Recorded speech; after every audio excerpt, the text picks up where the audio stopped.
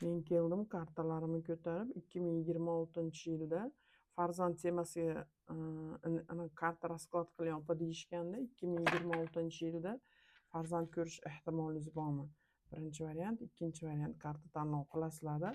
Men birdan boshladim. Psixika kayfiyatlarni yaxshi qilib, yaxshi energiyalarda, yaxshisini oldim, yomonini qo'yib yubordim deb boshlaymiz kartani raskladini. Siz qanaqa energiyalardasiz? Siz qanaqa energiyalardasiz? Ikkilamchilikda turganingiz, qandaydir ketgisi kelyaptimi? Cho'ta dilingizda og'riqlar, nastroyeniyalaringiz yo'qligi, qilgan mehnatlaringiz natijalari yoki menimcha qilayotgan ishlaringizni birovlar yon atrofingizdagilar bilmayotgani, shunga o'xshagan holatlar ham borligi ko'rinyapti.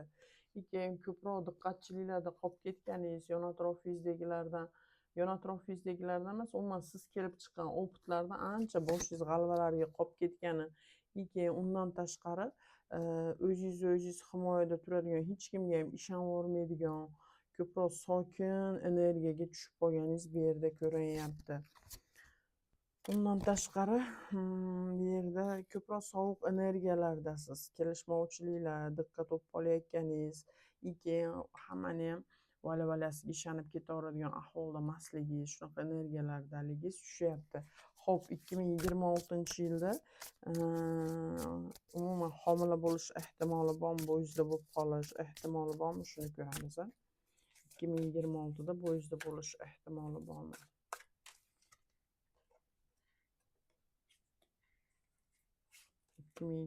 da bo'yinsizda bo'lish ehtimoli bormi?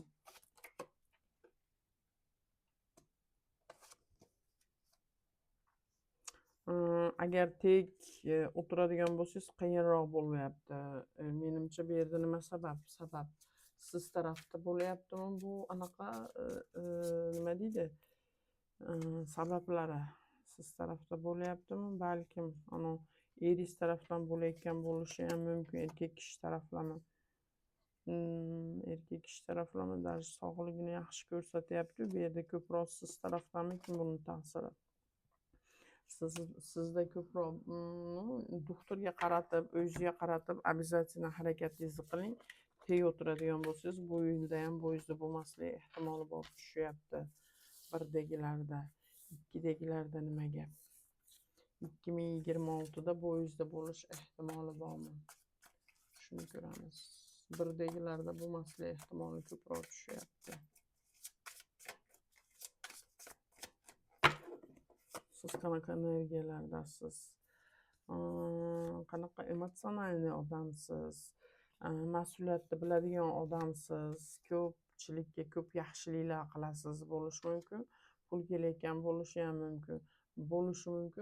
O'zi aslida sizda pul potoklari yaxshi ishlaydi-yu, lekin hozirda unaqa jala katta pul kelmayotgani, zato pul kelishi borligi tushyapti. Keyin rosa ham kurashuvchan odamsiz, xarakteringiz jostki, bir qarorga keldingizmi, birov sizni qaytara olmaydi u qaroringizdan.